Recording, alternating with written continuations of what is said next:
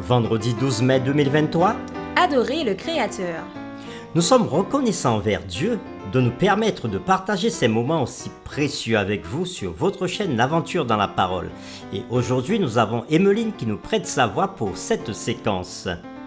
Alors qu'une semaine s'achève, nous prions que Dieu bénisse l'influence de sa parole sur nos cœurs, afin que ce que nous avons appris reste gravé dans nos cœurs. Le texte à mémoriser de cette semaine que nous vous invitons à dire avec nous se trouve dans Apocalypse chapitre 4, le verset 11. Tu es digne, notre Seigneur et notre Dieu, de recevoir la gloire et l'honneur et la puissance, car tu as créé toutes choses, et c'est par ta volonté qu'elles existent et qu'elles ont été créées. Pourquoi faut-il adorer Dieu? Quelle relation y a-t-il entre l'adoration et la croix? En quoi la question de l'adoration peut-elle concerner le jugement divin? Les réflexions de cette semaine nous ont aidés à répondre à ces questions. Et nous avons commencé le samedi 6 mai en introduisant la série de cette semaine sur le thème « Adorer le Créateur ». Le dimanche 7 mai, un compagnon dans les tribulations. L'adoration est la question centrale du livre d'Apocalypse. Nous avons été créés en tant qu'êtres adorateurs. Chacun d'entre nous adore quelque chose ou quelqu'un. La véritable adoration, l'adoration du Créateur, nous permet de découvrir le véritable but de la vie. Elle nous donne une raison de vivre. Elle nous donne non seulement une raison de vivre, mais plus important encore, une raison de mourir et si nécessaire d'endurer des tribulations. Puis le lundi 8 mai, dans la séquence « Adorer le Créateur », nous avons dit que la création révèle un Dieu d'une puissance impressionnante et d'un pouvoir illimité. Sa puissance créatrice a non seulement donné naissance aux cieux et à la terre, mais elle a également œuvré en faveur de son peuple au fil des siècles. Il est le Dieu qui a créé ce monde, qui est toujours présent dans ce monde et qui n'abandonnera jamais son peuple dans ce monde. Mardi 9 mai, un Dieu qui est proche. La grande nouvelle concernant notre Dieu est que sa grandeur et sa puissance sont si vastes qu'elles s'étendent à travers le cosmos et dans chacune de nos vies. Il promet de nous refaire, de nous façonner, de nous transformer à sa ressemblance et à son image. Le Dieu qui a créé et qui fait vivre des milliards de galaxies est le même Dieu en qui nous avons la vie et le mouvement et l'être. Et qui œuvre aussi dans nos cœurs pour nous donner un cœur nouveau, nous purifier du péché et faire de nous de nouvelles créatures en Christ. Puis, le mercredi 10 mai, dans la séquence l'Évangile, le jugement et la création, nous avons dit que dès le départ, l'évolution détruit le fondement biblique de la croix. En revanche, les adventistes du 7e jour, en appelant le monde à adorer le Créateur, sont un témoignage vivant contre cette erreur. Et le jeudi 11 mai, dans la séquence Le Créateur sur la croix, nous avons vu le premier message de l'ange, invitant à adorer le Créateur. Ce premier message est arrivé après la croix, après que l'univers observateur et les disciples de Christ aient appris que celui qui a fait le ciel et la terre et la mer et les sources d'eau est le même qui, tout en étant Dieu, s'est dépouillé lui-même en prenant une forme de serviteur, en devenant semblable aux hommes et ayant paru comme un simple homme, il s'est humilié lui-même, se rendant obéissant jusqu'à la mort, même jusqu'à la mort de la croix. Philippiens 2, versets 7 et 8. Et aujourd'hui, comme d'habitude, nous ferons un résumé et des réflexions avancées. En novembre 1998, Charles Colson, dans un article intitulé Les astronautes qui ont trouvé Dieu, une vision spirituelle de l'espace, rapporte le témoignage de l'astronaute John Glenn. Il dit ceci. Pour moi, il est impossible de regarder ce genre de création et de ne pas croire en Dieu. Cela ne fait que renforcer ma foi. Les gens ne sont peut-être pas conscients du fait que beaucoup des premiers héros astronautes avaient une foi religieuse profonde. Leur vision de l'espace infini n'a fait que fortifier leur foi. Neil Armstrong et Buzz Aldrin sont surtout connus comme étant deux des premiers astronautes à se poser sur la Lune et à faire ce pas de géant pour l'humanité. Mais vous ne savez probablement pas qu'avant de sortir du vaisseau spatial, Aldrin a sorti une Bible, un calice en argent, du pain et du vin de sacrement. Là, sur la Lune, son premier acte a été de célébrer la communion. Frank Borman était le commandant de la première équipe spatiale à voyager au-delà de l'orbite de la Terre. Regardant la Terre depuis une distance de plus de 400 000 km, Borman a transmis un message par radio, citant ainsi Genèse chapitre 1er.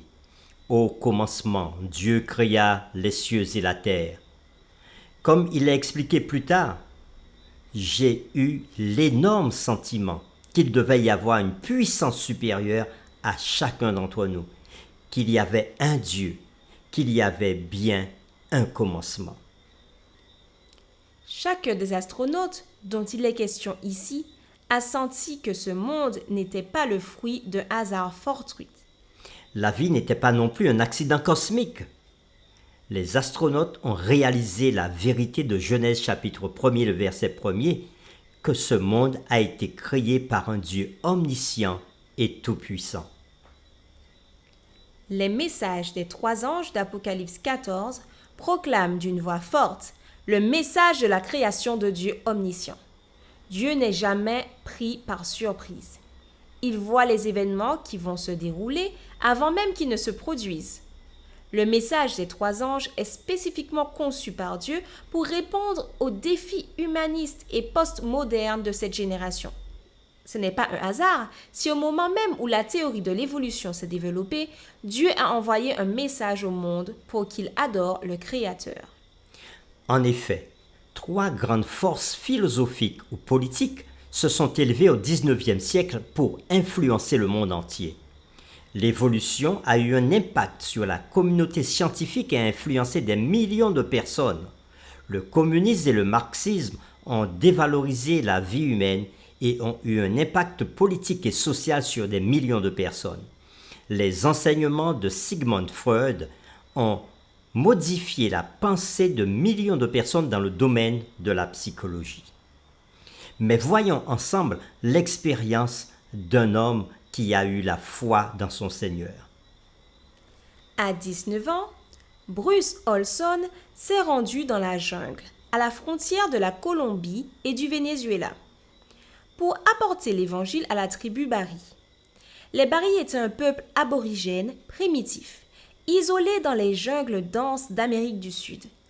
Ils étaient connus pour leur féroce capacité de combat et leurs tactiques violentes et barbares lorsqu'ils faisaient la guerre aux tribus. Bruce n'était pas impressionné par leur réputation brutale, et si nécessaire, il était prêt à donner sa vie pour partager l'évangile avec eux. Il a passé des semaines à essayer de gagner leur confiance. Aucun occidental n'était encore entré sur leur territoire. Lentement, avec le temps, les Bari ont appris à aimer cet étranger doux et attentionné. Alors que Bruce partageait l'évangile avec ses indigènes primitifs, ils ont fait l'expérience d'une nouvelle vie en Christ. Le Créateur Tout-Puissant a changé leur vie. Cette tribu autrefois belliqueuse et violente est devenue une force de paix dans toute la région. Au moment où Bruce faisait de réels progrès pour l'évangile, l'inattendu se produisit. Les guérilleros colombiens l'enlevèrent et le retinrent dans une cachette secrète au fin fond de la jungle. Par la suite, l'armée colombienne tenta de recruter des Bari pour combattre les guérilleros. Mais les Bari refusèrent en disant « La violence n'engendre que la violence ». Bruce fut détenu pendant des mois dans des conditions inhumaines. Toutefois, il fut capable de surmonter l'horreur de sa situation. Il gagna la confiance de ses ravisseurs. Ils finirent par lui donner une Bible. Jour après jour, il partagea la parole de Dieu avec eux. Plus de 100 de ces combattants rebelles acceptèrent Christ et rompirent avec la guérilla.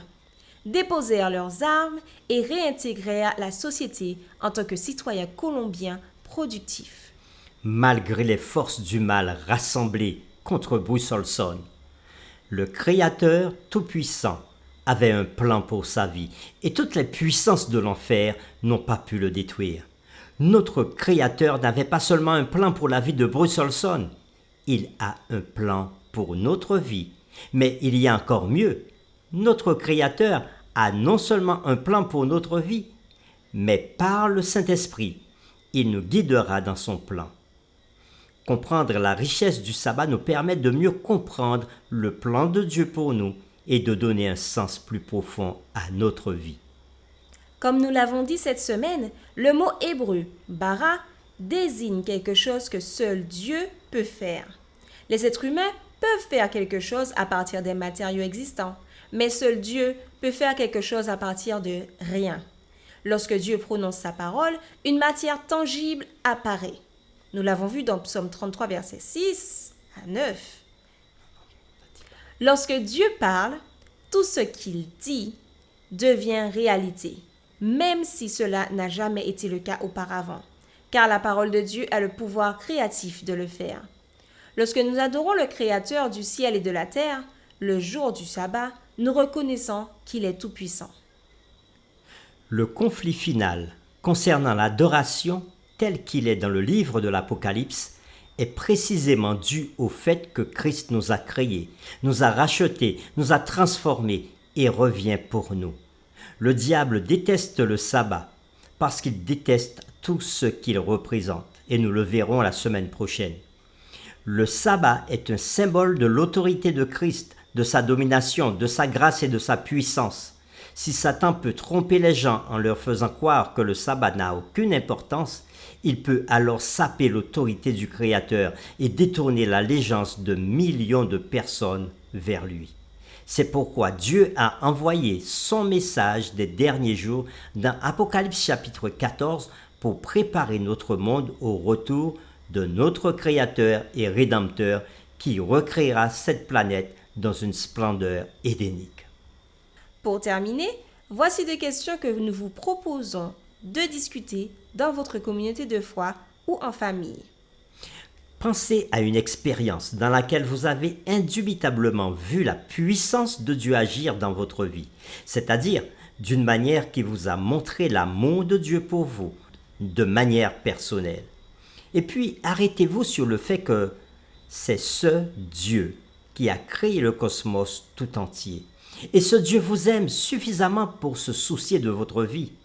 Pourquoi cette réalité devrait-elle être non seulement réconfortante, mais aussi une leçon d'humilité? Si l'évolution était vraie, pensez à la façon dont nous serions appelés à adorer un Créateur qui a utilisé des milliards d'années de mort, de violence, de destruction, de souffrance et d'extinction massive pour nous créer, tout en nous donnant une histoire complètement différente dans la Genèse sur la façon dont nous avons été créés. Et pourtant, nous sommes censés l'adorer. L'adorer pourquoi? Pour nous avoir menti pendant des milliers d'années sur la façon dont nous sommes arrivés ici? La série numéro 6, Adorer le Créateur, est terminée. Nous vous donnons rendez-vous pour une nouvelle série, la série numéro 8 intitulée Le sabbat et la fin. Nous vous invitons à prier avec nous. Dieu notre Père, nous voulons te remercier pour ces merveilleuses leçons que tu nous as données tout au long de cette semaine. Tu nous as montré combien il était important pour nous de mettre notre foi dans ta parole, dans le livre de la Genèse qui nous dit que tu es le Créateur et c'est par toi que toutes choses ont été faites. C'est par la parole de Jésus que ce monde a été créé. Aide-nous à garder cette confiance en toi et à travers le message d'Apocalypse chapitre 14, le verset 7, où tu nous appelles à adorer. Fais de nous de vrais adorateurs. Nous t'avons prié au nom de Jésus. Amen.